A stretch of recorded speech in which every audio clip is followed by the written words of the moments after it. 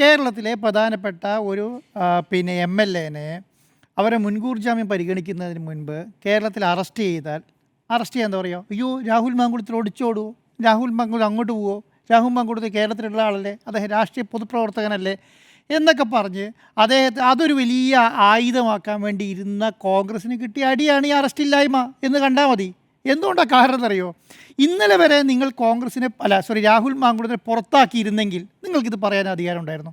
ഇന്നലെ വരെ പുറത്താക്കിയിട്ടില്ല. എന്തുകൊണ്ടാണ് പുറത്താക്കാതിരുന്നത്? നിങ്ങളെ കൈവിടാതിരുന്നത് എന്തുകൊണ്ടാണ്?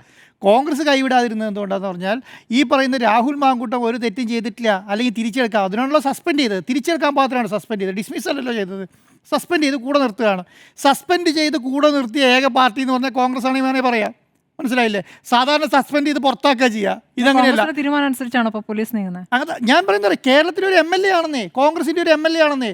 കാരണം അദ്ദേഹം കേരളത്തിലെ 70,000 60,000 വോട്ട് കണ്ട് ജയിച്ചല്ലേ, 60,000 ജനങ്ങൾ വോട്ട് ചെയ്ത് ജയിപ്പിച്ച കേരളത്തിലെ ഒരു MLA ആണ്. അദ്ദേഹത്തെ അറസ്റ്റ് ചെയ്യുമ്പോൾ അതിൻ്റെതായ മാന്യതയും മര്യാദയും പോലീസ് കാണിക്കണം എന്നുള്ള അഭിപ്രായം.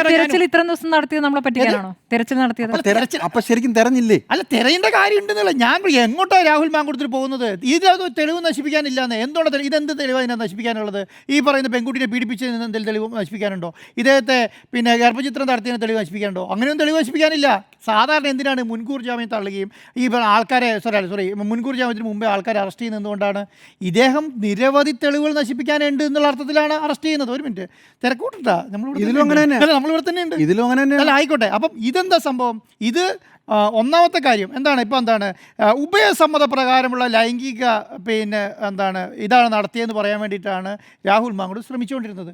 പോലീസ് എന്താ രണ്ടാമത്തെ പരാതി കിട്ടി, രണ്ടാമത്തെ പരാതിയോടെ കൊണ്ട് കൊടുത്തു, അതോടെ അവസാനിച്ചു. ഇതെങ്ങോട്ടും പോകാനില്ല.